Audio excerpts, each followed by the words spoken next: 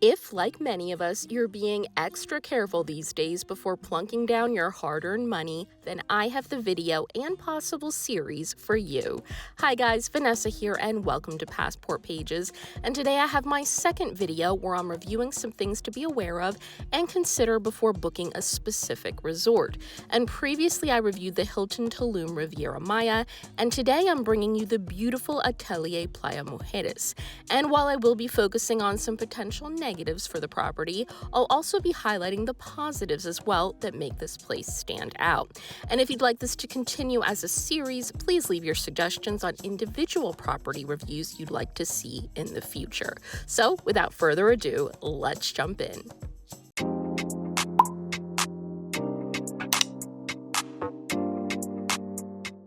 So let's begin by talking about the fact that the location is both good and bad. So it's located about 45 minutes from the Cancun airport. So while certainly not the longest drive we've discussed on the channel, if you're a vacationer who wants to step out of the airport and be lounging by the pool in 10 minutes, that extra bit of travel time to and from could be frustrating. But the good part of that is it truly feels like an escape from the world.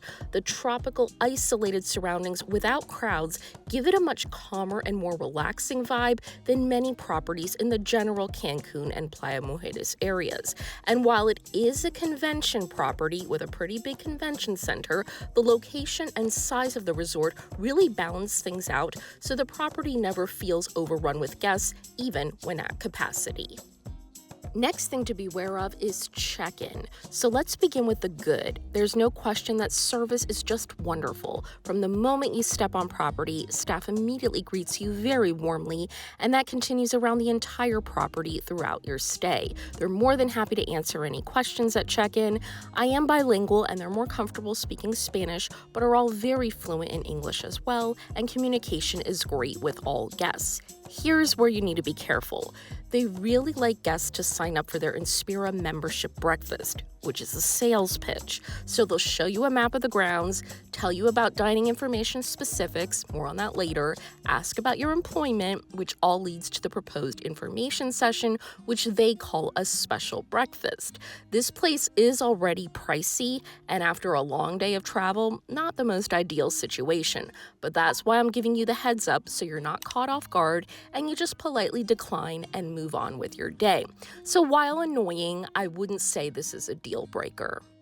But what might be one, while the rooms are lovely, they can feel hot. So again, let's start with the good. The almost 600 suites are divided into 3 buildings with 2 main categories, Junior Suites and Inspira Suites. But regardless of which you book, they're all very lovely and roomy and include 24-hour room service, minibar with liquors, wines, and snacks, and the bathrooms are the best part. So nice and massive with double sinks, rain showers that look like a sauna, a big soaking tub, and molten brown products, which are my personal favorites. And thoughtful extras include hairdryer, beach bag, bathrobe, and slippers. Some of the nicest rooms you can get in an all-inclusive. Except the thermostat is locked, and if you get warm, you have to call reception so they can adjust it. And I have heard some guests claim that they couldn't lower it to their preferred temp in the 60s, but I can't personally attest to this because that'd be way too chilly for me. But in their defense, they're far from the only property where this is an issue.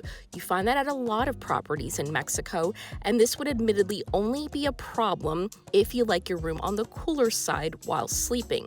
Everyone's temperature preferences are, of course, different, so just wanted to give you all the info so you can determine if this would be a deal breaker for your stay, especially when staying in the peak summer months. So now let's talk about the dining here, which I alluded to earlier because it is tricky. So first of all, dining and drinks include access to 13 restaurants, 2 coffee shops, and 13 bars.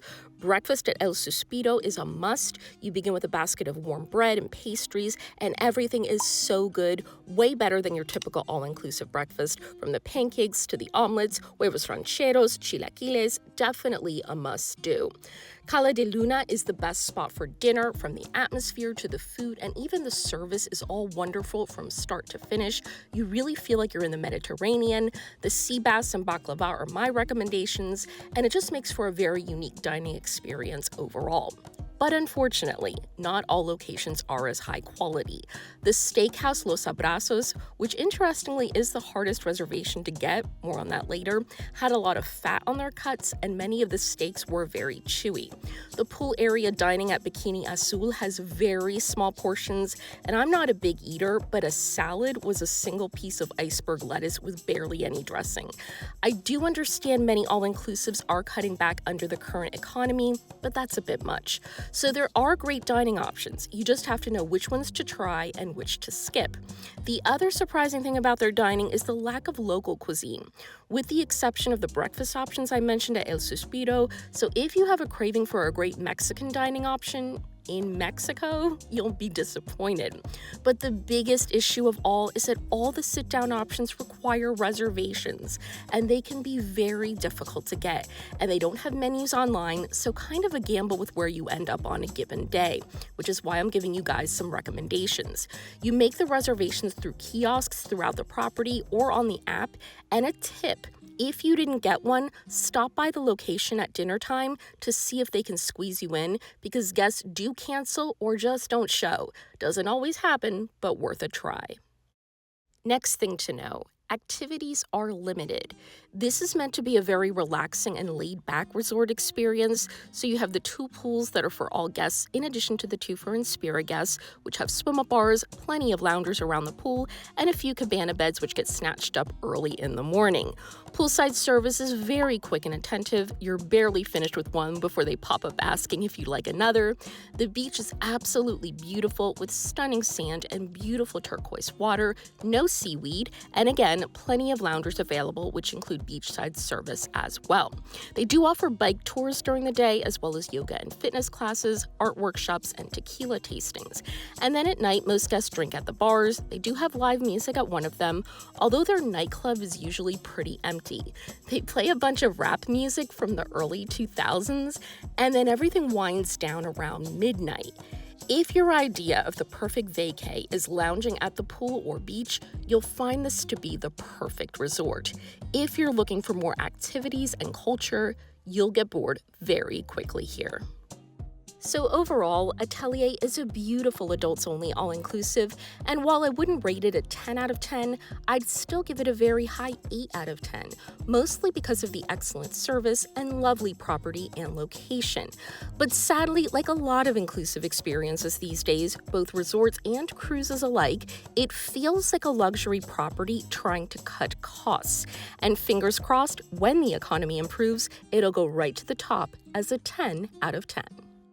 So I truly hope this video helps you make the best possible decisions, and if you'd like to see more individual resort reviews like this one, where I highlight things you may need to consider before booking, leave me your suggestions, and don't forget to subscribe so you don't miss the next review. This is Vanessa for Passport Pages. Thank you so much for watching, and I hope to see you all very soon. Bye, everyone.